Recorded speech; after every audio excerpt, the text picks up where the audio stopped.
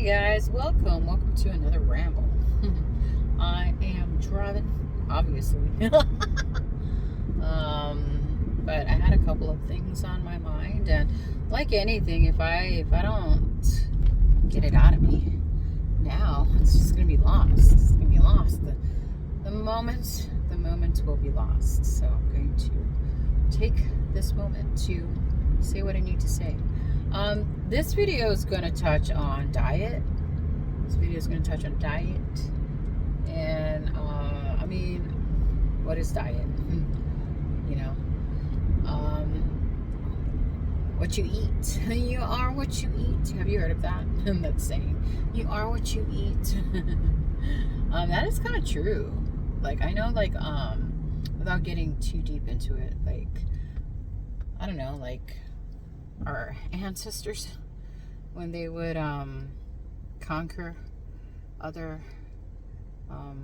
nations or peoples, some of them were like, they practiced cannibalism because they thought, like, oh, if I eat my enemy's flesh, then I'll consume their power, their mana, you know.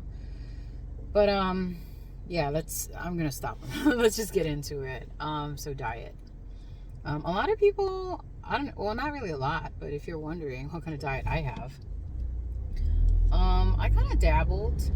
I mean, growing up, I ate meat. I ate veggies. I ate a whole bunch of stuff. And as I got older, and I kind of like,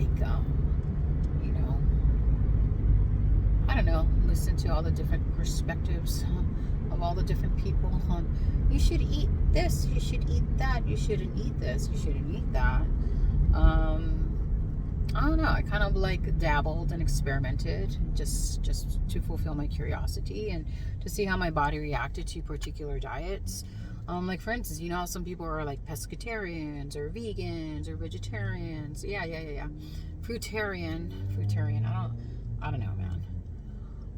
Yeah, I tried all these different types of things, and yeah, I guess it depends on where you're at. Some people, these things work well. Adjusting the diet works well. For me, I would jokingly say I'm a relaxed vegetarian. And they're like, what do you mean by that? I'm like, I predominantly prefer fruits and veggies. Soups. In fact, I love soups, and I love smoothies, and I love juice. I have a love-hate relationship with water. Even though you're supposed to drink 8 glasses of it a day, I don't. I feel like I'm a cactus. Like, I don't know, some days, I don't know what determines it. Some days I just don't drink water at all. And I'm talking days. I'm not talking a day. I'm talking days I don't drink water. And I prefer, like, I don't know, some fruit juice or a smoothie or a soup instead. Yeah, I don't know.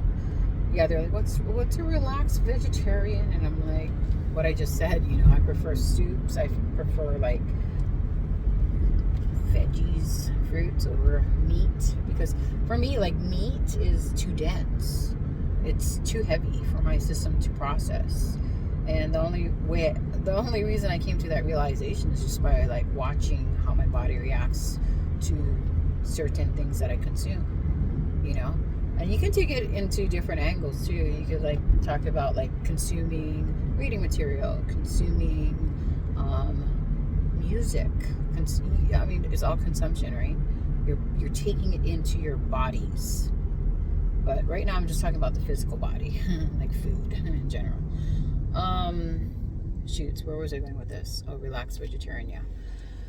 I don't know. And occasionally I will eat meat. It just depends. Like, if my body wants meat, and it also depends on what kind of meat my body wants, like sometimes it wants chicken, sometimes it wants pork, sometimes it wants beef. It just depends. And normally when I do consume meat, it's very small portions. It's not like, I'm going to go eat this big juicy steak, and there's nothing wrong with that. If that's your disposition and that's what your body needs to feel itself to feel good, then by all means do that. I've come to the conclusion I'm an intuitional eater. It's really weird. So, like, I will, like, for instance, I'll go to the grocery store, and I'll just kind of like walk around, in a very relaxed way, and I'll just kind of let myself be drawn to what my body wants, and if you're in tune with yourself, if you're in tune with your nature, it's very obvious, like I could stand in front of like, I don't know, a bunch of beverages, and my body tells me straight away, like, I don't want any of this, or it'll like beeline towards one particular thing, and I'm like, okay, my body wants to consume that. So I'm an intuitional eater. And you know what? I think that's the best way to be, because every day is different. There's always a new version of you every time you awake, and sometimes you may be lacking something, or you may be, over I don't know, you have like a storehouse of a particular thing, and you don't need any more of that. And it's all about the balance point. So it's just like, if you listen to your intuition, it'll tell you like what to eat, what to drink. Sometimes I don't even feel like eating or drinking. I went through a time where like I experimented with fasting, and I did dry fast, I did water fast, I did fasts, and I just listened to my body. Sometimes it doesn't want to eat at all. Sometimes it doesn't want to drink at all. And I listen to that. It's so important. Don't listen to everyone else. Do they live in your body? Do they fucking feel what you feel? No, it's like nobody knows you better than you. If you're listening, if you're paying attention, if you're inquiring, if you're aware, nobody can tell you. That's why, like, when I was growing up, they would always have these commercials, like, really, like, mentally ramming the idea that you should be drinking milk. I'm lactose intolerant, guys. Like, so do I listen to the commercials that play 100 times a day, like telling me to drink milk, or do I listen to myself? Do I listen to my body, which is lactose intolerant, and telling me that, hey man, if you drink milk, you're gonna like not feel good. I'm gonna listen to myself. That's why I don't listen to anyone but yourself. I mean, certainly, like I take other people's perceptions and opinions into consideration, and if I feel intuitionally that it's applicable to me, then of course, I might consider it. But there's a lot of nonsense out there, man. You gotta like learn how to sift through the nonsense. But there was something else I wanted to talk about. It was kind of in correlation to diet. Hold on, I'm gonna pause it while I ponder. Okay, it came to me. It's coming to me. I'm just gonna have to like try to like figure out how I'm gonna say it in my words. So in this physical third dimensional reality, we put a lot of importance on the physical things, right? Like our body. And like the first half of this video was talking about food. Like what kind of physical like substance do I put into my physical body in order to sustain it or to fuel it, right? And how I make that decision. We don't really talk about like the other bodies, and I don't really want to get too into it. I'm just going to touch on the emotional body. There's a mental body, emotional body, there's, I don't know, astral body, causal body, whatever. Okay, you have so many bodies. There's like layers of yourself. But, I don't really teach you about the unseen bodies, but let's touch really lightly on the emotional body. So today I had a customer, and I don't know, like I can tell, man, this chick has a very unbalanced nervous system. You can just tell. Like if you just sit by and you just kind of like remove yourself, and you're present, but you're not really like casting judgment. You're just observing things as they naturally occur. You can see these things very clearly, honestly. So she's very anxious, and she has a lot of like suppressed emotions. I can see it, just in her actions, the way she talks, the way she carries herself. Her body gives herself away too, her physical body. And we got into a conversation, and I kind of touched, I kind of like low key like asked her, because she was complaining about how like she gained 30 or 40 pounds, and she's very like, I want to say conscious about her diet, but she doesn't know how she put on weight. And then I looked at her and I said, well, do you have any like suppressed emotions? Like some emotions that you haven't fully assimilated? And she kind of like thought about it, and she's like, well, you know, I guess she lost her grandmother last year, and I don't want to get into details, you know, but basically, you know, I came to the conclusion that she didn't fully process and assimilate that. And so, you know, she has all these suppressed emotions, and because the emotions are suppressed, you know, subconsciously she has a lot of fear, fear and like sadness and like, you know, who knows, like a bunch of emotions that are suppressed. And, you know, her subconscious mind like deems that as like, you know, she's not safe, you know, because her emotions are negatively charged and it's attacking her. And so it's gonna put on weight. It's almost like emotional armor, you know, but it shows up in the physical body, you know. So people who gain weight, I mean, and they don't know how they picked up the weight, and you know why they're still carrying it. This is why. It's all trapped emotions. It's like emotional armor, you know. Your body like kind of like holds on to layers of, I guess, fat cells in order to cushion you and keep you safe. Yeah, that's why, like, I don't know, man. It's not good or bad, but that's why, like, some people who, I guess, are holding on to, like, body weight, and no matter what they do, like, they could exercise, they could change a diet, but, you know, it doesn't shift until you shift your emotional body. Because if not, your emotional body is still carrying on to all the suppressed energy, and then it's going to show up in the body. I think I've made a video on this before, you know. So yeah, that's just another angle to consider when you're pondering in life and you're looking at yourself in the mirror and you're like, what the fuck is going on here? You know, I'm changing my diet, I'm exercising, why is this weight not dropping? It's the emotional stuff, guys.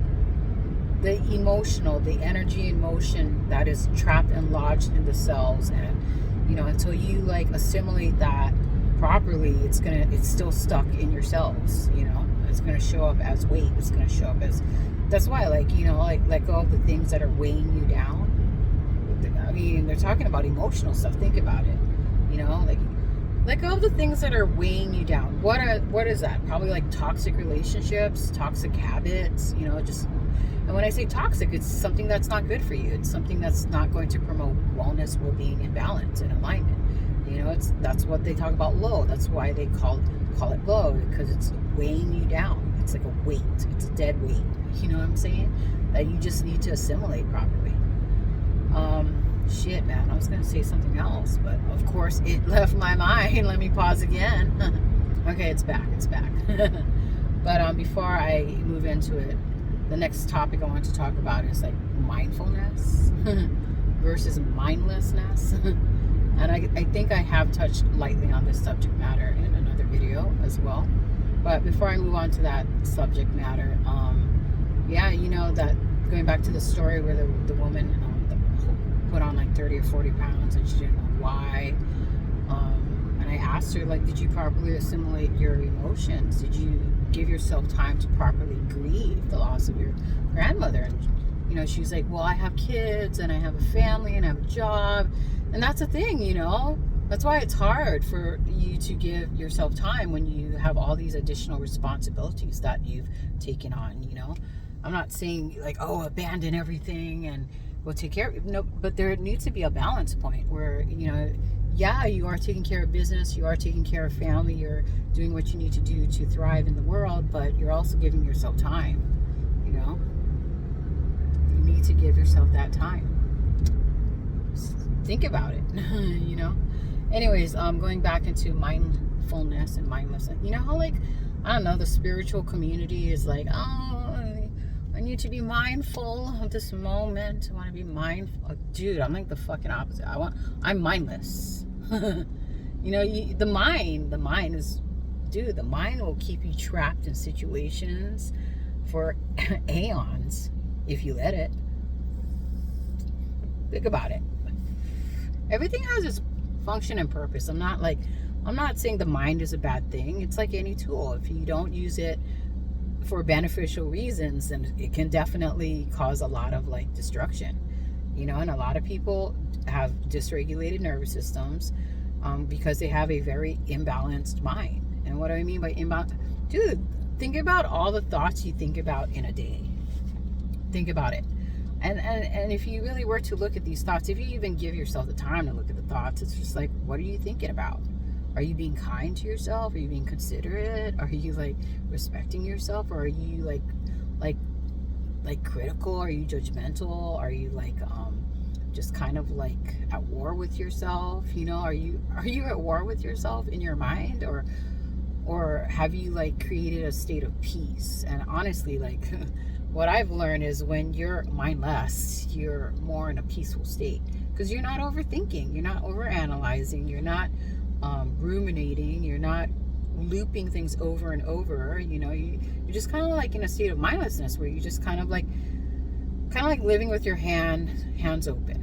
You don't close it, you just keep it open. Whatever comes to you comes, whatever goes, but you don't hold on to anything, good or bad.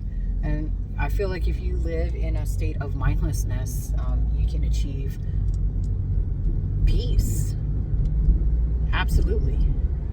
It's when you're mindful, like your mind is full of all this nonsense, whether it be from yourself or from everyone else around you, including like media, when you're mindful, full of stuff, full of information, full of thoughts, full of, like contradicting ideas and, or like ideas or thoughts that, limit yourself or, put yourself down, when you have a mind full of that stuff, that can be very detrimental to your well-being and even like your ability to progress on the spiritual path. Oh my god, my fucking arm is getting sore holding this fucking phone, honestly. But before I close, really, really quickly, I don't know why I feel the need to say this, but I've always like thought about life and like, why am I here? What is this for? Dude, it's not to acquire more money and more things. I mean, you can do that, and you can experience life on that level, of materiality. But honestly, like the whole purpose of this is to realize who you are, and you are soul. That's the purpose. And for me, I've been like working out, just kind of releasing everything that does not resonate with my soul, so that I can like become more of me and tap more into that soul energy, and if you think about it, soul in like, I think Spanish, maybe even Latin, I'm not sure about that, but soul means sun. And if you think about a lot of religions, what do they say in the name of the Father, the Son, and the Holy Spirit? It's just like, dude, the sun, the soul. That's what it's about. It's the soul's journey to like experience itself, know itself, become itself, despite all the distractions of the world. And that's why they say, be in the world but not of it. And that was just my little ditty that I wanted to drop on you before I leave. Anyways, if you took anything away from this video, great. If not, that's great too. I want to thank you for stopping by, and don't forget to take care of yourself. You're the most important investment. Yes, you are. You're amazing, you're important, you're valuable. There's no one else like you on the earth, and you're here to bring forth your beautiful energy, uniqueness, and gifts. Yes. All right, I'm gonna go. Blessings to one and all. Amen.